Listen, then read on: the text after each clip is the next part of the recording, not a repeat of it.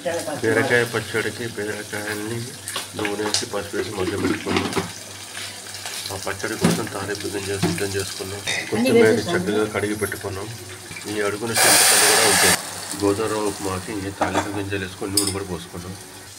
వంకాయ చిక్కుడుకాయ కూర చక్కగా మగ్గింది. కొత్తిమీర కూడా వేసాము, అల్లం వేసాము, పచ్చిమిరకాయలు కనిపిస్తున్నాయి. వంకాయ చిక్కుడుకాయ చక్కగా దొరుకుని 8 చిటికల నూనె వేసుకుంటే సరిపోతుంది.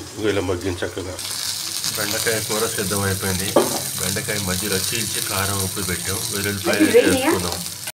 జీలకర్ర కూడా వేసుకున్నాం. బెండకాయ కూర సిద్ధమైపోయింది. మూత పెట్టేసుకున్నాం.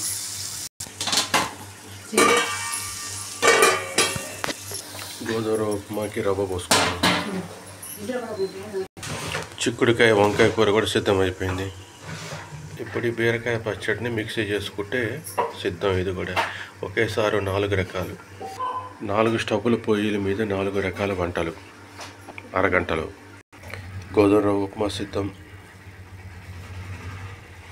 గోధుమ రవ్వ ఉప్మా తయారైపోయింది. చిక్కుడుకాయ వంకాయ కూర కూడా తయారైపోయింది. బెండకాయ చీల్చి ఉప్పు కారం పెట్టింది కూడా తయారైపోయింది. పచ్చిమిరపకాయలతోటి తాలింపు గింజలు ఇప్పుడే మిక్సీ పడుతున్నాం బీరకాయ పచ్చడి కోసం.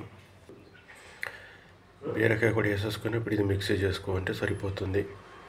ఆ కొత్తిమీర వేసేసుకుంటే బీరకాయ పచ్చడి తయారు. 4 పొయ్యిల మీద 4 రకాల సిద్ధం. 40 నిమిషాల్లో బెండకాయని చీల్చి ఉప్పు కారం పెట్టి వేపుడు.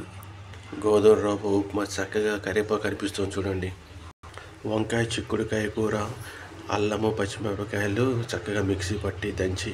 బీరకాయ పచ్చడి 4 రకాలు 40 నిమిషాలు సిద్ధం. 4 పొయ్యిల మీద.